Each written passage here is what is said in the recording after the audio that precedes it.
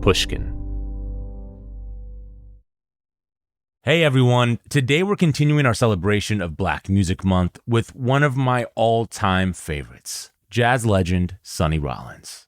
Rollins is dubbed the saxophone colossus. He's an American tenor and composer who is widely regarded as one of the most influential jazz musicians ever. With several awards under his belt, a Grammy Award for Lifetime Achievement and the National Medal of Arts, to name a few, some even venture to call him the greatest living improviser. Sadly, now at 91 years old, Rollins no longer plays as a result of pulmonary fibrosis. But he is able to look back at an 8-decade career that took him all the way from the beginnings of Bebop to playing with the Rolling Stones and all over the world. On today's episode, I spoke to Sonny Rollins by phone about one of his first big gigs at 18, way back in 1949, playing alongside other jazz icons like Bud Powell and Fats Navarro. He also explains why he no longer actively listens to music, and for the first time ever, how Charlie Parker is the reason he kicked drugs. This is Broken Record, liner notes for the digital age. I'm Justin Richmond. Here's my phone conversation with the great Sonny Rollins. I want to talk about early in your career. You were 18 years old in 1949. That was your first professional date. And the first that I can figure was with Babs Gonzalez on St. Louis Blues. Does that seem true? I know that I began recording in the late 40s. So I would imagine that might be true. I can't verify exactly. Do you remember Babs Gonzalez pretty well? Oh, sure. Babs Gonzalez was like a character. I remember Babs very well. Babs liked my playing a lot. And I used to make some of these gigs that Babs Gonzalez had, pile up a lot of musicians in the car, and we'd go down to Philly, or we'd go up to Boston, or places in the immediate area, and play. So I got a chance to play with some of my idols. I got a chance to play with Fats Navarro. I want to bring that up. The same year, when you're still 18, you got to play on some pretty incredible Bud Powell records. Whale, Bouncing with Bud, 52nd Street Theme, Dance of the Infidels. I mean, just real classics. And you're playing on there with Fats Navarro, the amazing trumpet player. It's insane. Yeah, I know. It was, I guess I had too many stars in my head to even stop and realize what I was doing. Yeah. Oh, but, so this is, I credit Babs Gonzalez for doing that, with getting me on a lot of jobs with Fats Navarro, I think. I'm sorry, I can't remember some other, the best players around played with some of these jobs, and I was a young cat, and having an opportunity to play with them was tremendous. At 18, playing with people like Bud Powell and Fats Navarro, were you nervous at all? Well, I was too stupid to be nervous. That might be a good thing. So I always felt that if they wanted me there, then I'll just, that I should be there. Mm-hmm. I was never really one of these guys that felt intimidated. Yeah. I just felt, well, look, if they want me to be here, then I'm just, I guess I'm supposed to be here. So it wasn't bad. So I went on and did what I did, but it was certainly not on the level with J.J. Johnson and all of these people that I was playing with when I was a teenager. Right. I mean, Roy Haynes, who we thankfully, just like you, we still have around these days. He was on those Bud Powell sessions as well, the drummer Roy Haynes. Do you ever have the urge to call someone like that these days and just sort of confirm that these things actually happened? I called Roy up on his birthdays, and I always call him up and we talk about things that we can both remember. So Roy, I know Roy. We were a bunch of young kids wanting to play music, and Roy moved up in our neighborhood, up on Sugar Hill, they called it. We all knew him, and then Roy was playing with Lester Young. You must have loved Lester. I mean, I can imagine Lester must have been an inspiration for you. Lester Young was God, and it was so good to get to know Lester Young and to know that Lester Young liked me, because we used to be up in Lester's apartment at the Alvin Hotel up on Broadway, and guys would be, Lester would look out the window, and if there were some guys coming, musicians, he would call down and tell the guys, no, say I'm not home. So he didn't, a lot of people came to see him, but he didn't abide everybody. And he liked me. He liked me, and Max Roach used to come by there. And I got a good friendship with the great press. Yeah. And that gave me a lot of validation that I was doing something right. Yeah, absolutely. I'm realizing Roy has a birthday coming up in a few days here, so I guess you'll be probably calling him, huh? Oh, yeah, I didn't know it's coming up. Yeah, I'll find out about it. Yeah. And I will definitely call him. Definitely, yeah. Yeah. Man, Roy will be turning 97. You're 91 now. How long ago does an experience like that feel at this point? Like, does it even feel like it was in the same lifetime? Well, yes and no. It was no.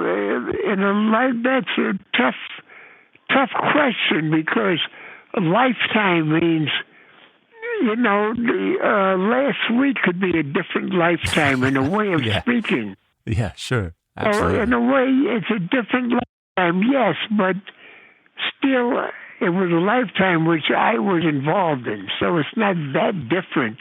But yes, it was different in so many ways. Different musicians around, different venues around, so lifetime is a difficult word. Since I believe in reincarnation, I accept reincarnation. So maybe when you say it was a different lifetime, it brings up too many contradictory things to be able to answer that precisely. No, I see what you mean. I was watching an interview you did the other night in 1962 on Ralph Gleason's show that he used to have, Jazz Casual. You were the same age during the filming of that I am now. You're 32, and you were referring to yourself as old in that taping. You refer to yourself as kind of like an old cat now. I'm curious what advice you might give yourself at 32 now.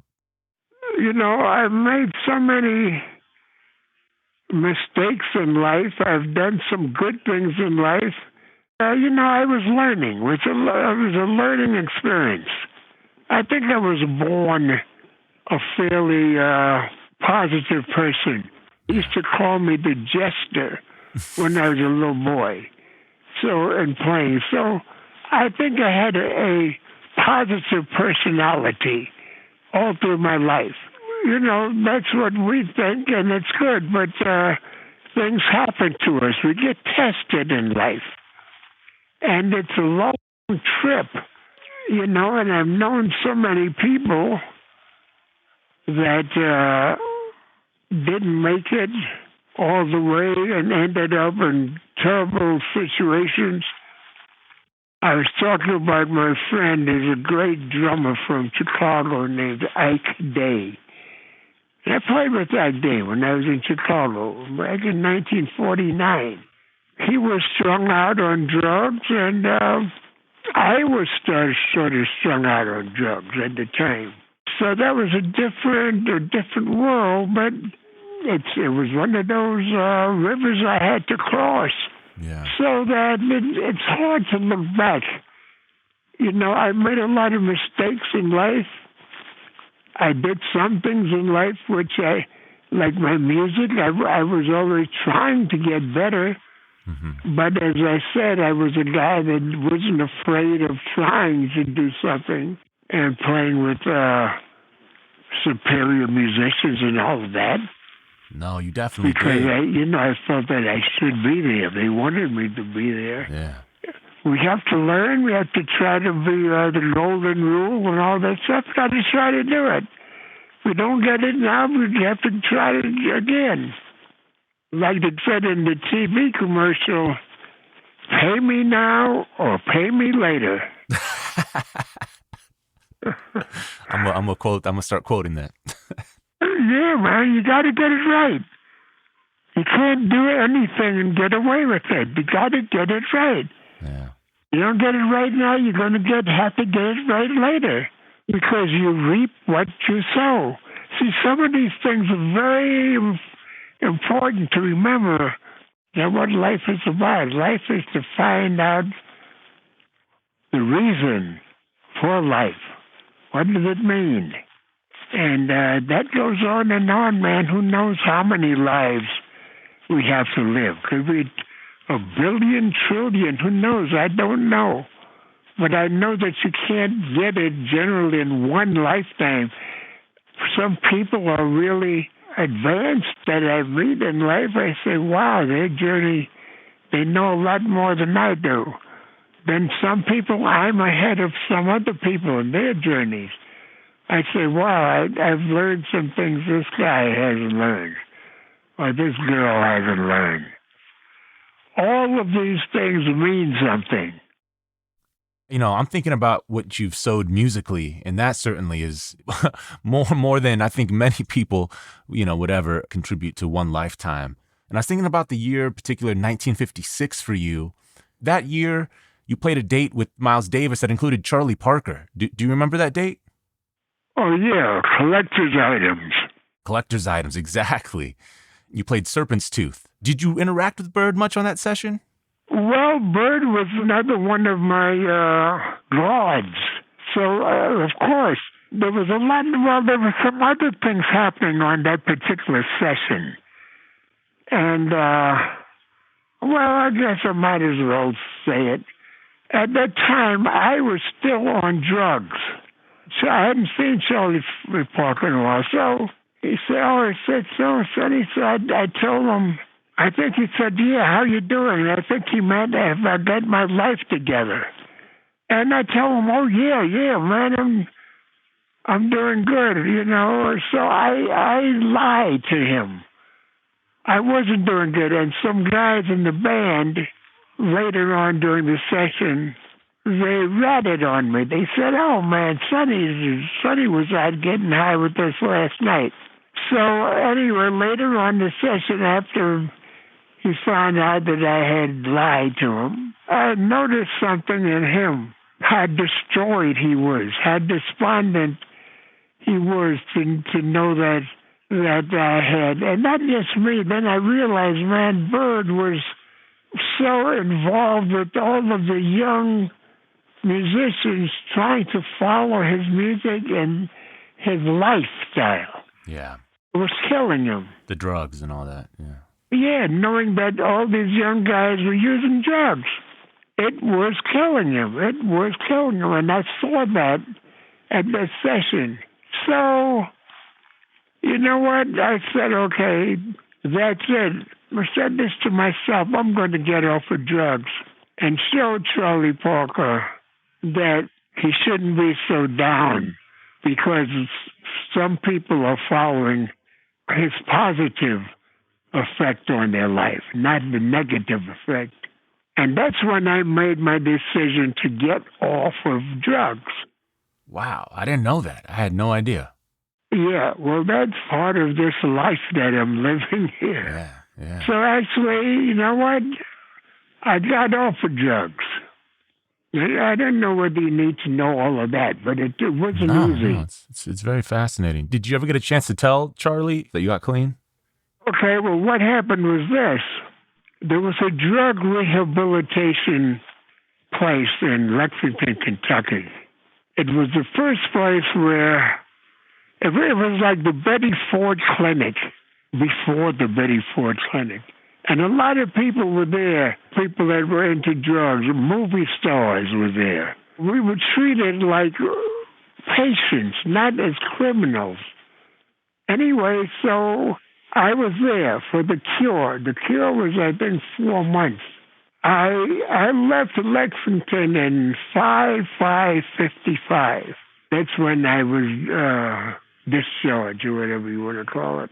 But the unfortunate, maybe so, maybe not, part of it was that Charlie Parker passed away 1 month before I got out of Lexington, Kentucky.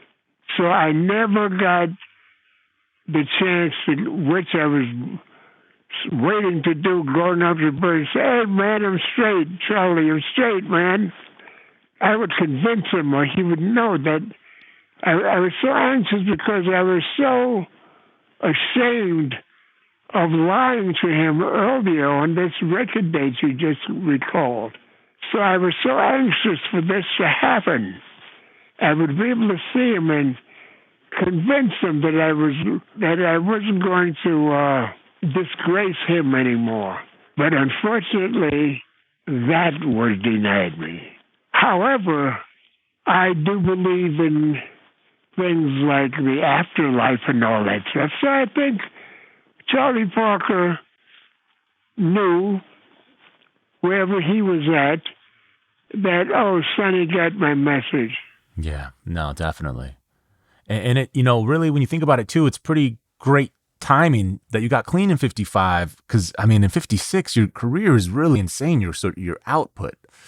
I'm thinking about, you do Saxophone Colossus, Tenor Madness, you do Brilliant Corners with Thelonious, you do a lot of your work with the Max Roach and Clifford Brown Quintet. Just really incredible stuff is happening. I wanted to ask you, that Brilliant Corners album with Thelonious Monk, that record really blows my mind when I listen to it. It's like spectacularly complex, especially that title track. Do you remember, was that a tough session? A tough couple of sessions? Very tough session. Yeah. Very tough session. It was a little different than the music that Monk had played before, as I remember. It was a tough music. But everybody liked that record a lot. They always mention that when they're talking about Monk's accomplishments. Yeah. Did you enjoy playing on it? I think so. It was a hard record to make. It was hard. Everybody didn't get it the first go around. But yeah, sure. Was playing with Monk. Playing with Monk was a celestial experience. Whatever came out of it. Yeah. And I had that experience, and everybody liked that record a great deal. I know Ernie Henry, another tenor player, he ended up leaving, I think, one of the sessions, and then Clark Terry came in to sort of play. Did you ever feel like leaving? Oh, no. Maybe if they kicked me out, but I'm not leaving on my own, no. You're not quitting. No. They'd have to show me the door. There was a lot of great people on that record. There was Oscar Pettiford was there, Max Roach, I believe, and Monk played the cello. I forget everybody that was on the record, but it was great. It was a little different than some of the music he had done before. So it was quite a landmark. Yeah. Can you tell me about playing in the Max Roach, Clifford Brown Quintet with yourself and George Morrow and Richie Powell? It sounds to me like you guys had incredible chemistry. Did it feel that way to you at the time? Of course, I had played with Max a couple of times in New York, but one night with the band with Clifford, and it was different. It was I was doing more. I think I played as a sideman or something on some record with Max Roach in New York.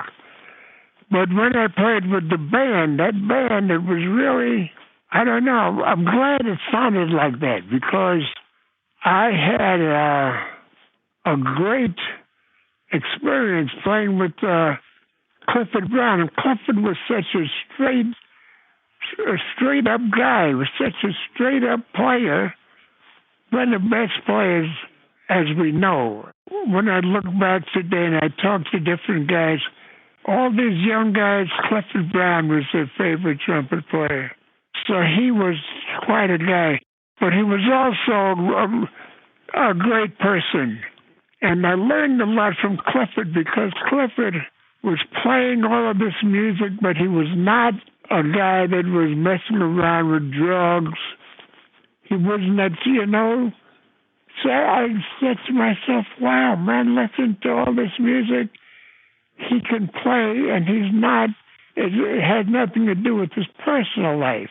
So you don't have to be using drugs or drinking a lot or anything like that to play as much music as he did. And that was inspirational to me. And I really learned of that. I said, wow, man, if Clifford can do it, man, all his music he's playing, I can do it. You don't need drugs to play. Yeah. So he was and we were good friends. I mean, I was really close. After he passed away, when we were playing in the band, and sometimes I channeled Clifford. I said, "Hey, Clifford, man, what should we do right here?" I mean, I talked to him like that about the music. Wow. And then he'd answer me. And that went on for a while before that band broke up. Max got other trumpet players, of course, but that happened for a while. And then after a while, I stopped channeling Clifford and let him go on his journey, his life journey. But I channeled him for a long time after he passed. And then, and we had to play the same music, a lot of the same music. Do you remember where you were when you found out Clifford and Richie Powell passed away in that car accident? Well, the band was in Brownie and Richie were in Philadelphia, where they lived. Richie lived in Willow Grove, a sort of suburb. Brownie was in Philly. So we had been on the road, the band had been on the road. So we had a little time off before we went. I think we were going out to California, but on the way we were going to play in Chicago. So anyway, the days we had off, Max and myself came to New York. And George Morrow came to New York, The next job was Chicago. And we left Chicago traveling by car, and Brownie and Richie Powell left Philadelphia traveling on the Pennsylvania Turnpike by car. Max and I and George Margot, we got to Chicago, and we, waiting around there. I remember Miles was playing at a club right down the street on 63rd Street. So while we were waiting for Clifford to arrive in Chicago, we got the bad news. It was a shocker. I mean, we were crying like babies. And it was, it was a big event because everybody loved Brownie. Yeah. I mean, Richie too. But Brownie was, Brownie was the leader. And it had gotten more accolades than Richie. Richie was sort of... Richie was making his name at the time, really, huh? He was making his name at the time. Yeah, incredible player. But Brownie had made his name, really. Did you see Bud Powell in the sort of aftermath of that, or ever get a chance to talk with Bud Powell, who was Richie Powell's brother? Do you know how he took that? I don't know how he took that, no. Okay, just curious. No, I don't know. Did you feel like that band had more yet to do? I think so. We think, Clifford and I used to practice together all the time, and besides the gigs, but we were trying to get closer, as to musicians playing a saxophone and trumpet. So we were trying to get closer, trying to get tighter with the things we had to play ensemble. and everything. And I was new in the band, so I was trying to learn the book and all of this stuff. But besides that, it was just, besides the repertoire, was playing with Clifford that he and I tried to always get closer. So, yeah, I think we had a lot to do. Yeah. Do you think that had anything to do with you sort of stripping things back and going to like that trio format the next year? Just you on sax and then bass and drums? Was that related musically at all? I don't remember when I did the first trio albums. That would have been 57. That around that time? Yeah, maybe 6 months later, 8 months later would have been just yeah. I don't know no, I don't believe so, because I had always enjoyed the smaller instrumentation. You know, in fact, when I first met Miles Davis, I was playing trio, and we were playing opposite Miles. You know, Miles was the Stars, and we were the local band. And I think I was playing trio at that time. So no, I think the trio idea didn't stem from the Clifford Brown period. Were you surprised how curious people found that idea of you just playing in that small trio, you bass, drums, like you did on Way Out West or Night at the Vanguard? I hope that it would be received well. Well, I think it was. I think it absolutely was. I mean, it's those seem to have really stood the test of time in an incredible way. But it's funny also just in a way how curious people find that, you know, that it's like, oh, whoa, this is this pianoless trio, you know. It seemed to sort of. Well, I always liked that, and I played with great piano players. So there's no reflection on piano, but I like the idea of just a rhythm section and allowing me to sort of be free, you know, completely free, just compose things in my own mind and create the harmonies and the musical situations that just came to me. I had a rhythm behind me. I had the bass and I had the drums to keep things moving. Yeah. And I had the freedom to conceive of all of these things. So that's why I like playing like that. It had nothing to do with anything else. I got you. There's some wild playing on those records from you. And even some incredible, you know, even from the other cats, you know, like Night at the Vanguard. There's a couple of bass solos on that record that are great as well, you know? Yeah, I tried to get these guys that weren't afraid to play without a piano. Yeah. So a lot of guys just, you know, would be reticent to do that. Well, yeah, you know, because the piano fits right in with a bass, you know, like ham and eggs. Yeah. See, that's all. Wow, piano and drums, yeah, bass, yeah, let's play it. It's all. You know, how you do? You know, those guys can wake up in the middle of the night and and they'd be right in tune to the next note. So it was something which, you know, was somewhat of a challenge to them. Yeah. It was Wilbur Ware, by the way. Wilbur Ware.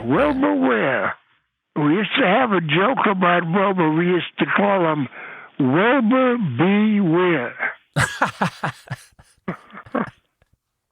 That's great. Elvin Jones also on drums on that, just so we Elvin let Jones. everyone know. Yeah, incredible trio, man. And then I had some other guys on that on other parts of the record. I had a Pete LaRocca and another guy from Donald Bailey, Baltimore. Who is Donald Bailey? Bass. I can't figure out who this Donald Bailey bass player. I know there's a drummer Donald Bailey, right? But there's a drummer Donald Bailey. But is there also But I can't find anything out about a bass player Donald Bailey. I know. He was very active for musicians. Nobody knew much about him. What? How did you know him? My good friend went to school down there at a black college. I forget what it was, which is, you have to forgive me. You know, No, this it's is okay. It's okay. when you get at a certain age, your memory, you know, your short-term memory goes. You know, Your I'll memory's better think than about mine. it like 10 minutes from now, but Of course. I need it now. But so that's It's the way. fine. It's fine. But anyway, no, he was very, but he was known in the area, you know, and he's a good player. You know, he played good. I liked him on those things. I always thought maybe it was someone that like just couldn't say, like you couldn't say who it was for some contractual reason or something. Because I was like, I Right, can't that's figure how out who good he this. was. Yeah, I can't figure out who this guy is. I know, Don Bailey, and unfortunately, he passed not too long after those records came out. Man. But they did a great job of accompanying me on that. Yeah, absolutely. The record Sunny Side Up that you did with Dizzy Gillespie and Sonny Stitt in '59. Oh yeah. How did that come together? Well, it came together through Norman Granz. Okay, of course. Do you know who Norman Granz is? He did jazz at the Philharmonic, right? He put on all those Right. shows. He was a promoter, Discovered a Oscar lover Peterson. of jazz. Yeah. He did a lot of promotion of different people, and his crown achievement was jazz at the Philharmonic. But he was a big-time jazz promoter. He heard me playing someplace, so he got to be a big fan of mine. And then he was his date. I mean, he arranged a date. That's how it turned out to be Sonny and Dizzy. Yeah. Were you friendly with Dizzy at that time, or did you know him decently well, or at all? Yeah, I was friendly with Dizzy. You know, if you know Dizzy at all, you've got to be friendly with him. Hard guy not to like? He's just that type of guy. There's always going to be something light and amusing that becomes part of the conversation. And, you know, Dizzy was a wonderful guy. Dizzy was a guy that always was teaching people stuff. You know, he'd always, young musician, he'd be around, and he'd come in and, you know, after the show, he'd get up on the piano and show the piano player some chords, on some chords, you know, stuff like that. He was a great natural teacher. I mean, not in any, he wasn't trying to diminish the guy. I don't mean like that. I mean, we were happy to have Dizzy Gillespie there. Yeah. That was his want. He wanted to teach, you know, not to despise the other guy at all. Not Right. in that sense in the least. Yeah. Just everybody was listening to what he was doing, saying and playing. That record, Sunny Side Up, was kind of an anomaly, I feel like, in your catalog. At least, you know, at the time, it felt maybe much more like a Dizzy record than anything else, which I think is probably only natural. I think it was a Dizzy record, wasn't it? Yeah, I mean, it's kind of like the three of you guys. I mean, you know, it's named Sunny Side Up, so it's named after you. But I mean, it was Dizzy Gillespie. It was his session, I mean. Yeah. No, that's fair. That's such a cool record. Yeah, some people liked it a lot. Some people, musicians, really thought that that was one of my best records. Yeah. Well, you know what? You recorded that 57, but it comes out 59. And the next year, 1960, Lee Morgan quoted you on a Jazz Messengers record. He did your little just this little phrase that you do. Oh, really? And yeah, and Lee quoted you on this song called The Opener on a Jazz Messengers record just the next year. Oh, so. that's good. Yeah, no, Lee is a great player. Yeah, Lee used to come when I was playing with Max and Clifford in Philadelphia at a club there. Lee would come by, you know, to hear Clifford. I mean, so that's another guy. I mean, a young guy that all loved Clifford so much. So anyway, that's when I met Lee, and he used to play outside the club with his mouthpiece alone. he would show me what he could do just playing his mouthpiece. In those side stages, I say, hey, man, that's good, yeah. Lee Morgan, I mean, but he's great, man. He's a great player. You never got to play with him, did you? I don't think so. Oh, man, that would have been... I don't think so. No, I think that's one of the trumpet players that I missed. Would have been great to hear you guys together, man. Yeah, I wonder, I guess it must have been. Yeah, I'm sure I would have been inspired, yeah. Yeah. I'm curious, is there anyone you admire outside of jazz in terms of musically? Oh, yeah, I admire all of the great musicians from the centuries. I like J.S. Bach. I like Brahms, Debussy, Ravel. I like Fats Waller, Louis Jordan, of course, but man, Louis one Jordan. of my favorite. And also I like everybody. Incredible. Yeah, I appreciate all kinds of music. Great. Do you listen to music at all still these days? Excuse me? What do you listen to? What are you enjoying listening to now? I don't listen to too much music. It's strange. I've listened to so much music in my life. I still think music all the time. I'm still playing my horn, even though I can't play my horn anymore. I'm still imagining passages that I would be fingering on my instrument, although I can't do that anymore. So, listening to music, I love music, and occasionally I get to hear music on some of the radio stations I have on. I'll hear some music, and I love it. But I don't go out to listen to music anymore. I don't mean go out in the street. I mean, I don't seek out music anymore. Is it frustrating to hear it in a sense, since you can't, just pick up your horn and play some figures or anything? To a certain extent, I wouldn't look at it completely as frustration, but that's part of it. Because I hear something and I feel what I would be doing, what I can do. So in a sense, I would say it's not all frustration, because I love music, and listening to somebody that I admire is great. It's a great feeling. So frustration might come a little bit because I can't contribute being that. It was part of the scene. Sonny, it is a pleasure and an honor speaking with you. I hope we get to do it again. Okay, man. Take it easy, and God bless. You as well, sir. All right, man. All right, bye, Sonny.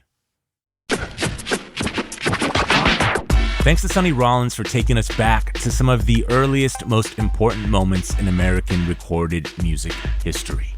To hear our favorite Sonny Rollins songs, check out the playlist at brokenrecordpodcast.com. You can follow us on Twitter at Broken Record. Broken Record is produced with help from Leah Rose, Jason Gambrell, Ben Tolliday, Eric Sandler, and Jennifer Sanchez, with engineering help from Nick Chafee. Our executive producer is Mia Lobel. Broken Record is a production of Pushkin Industries. And if you like the show, please remember to share, rate, and review us on your podcast app. Our theme music's by Kenny Beats. I'm Justin Richmond.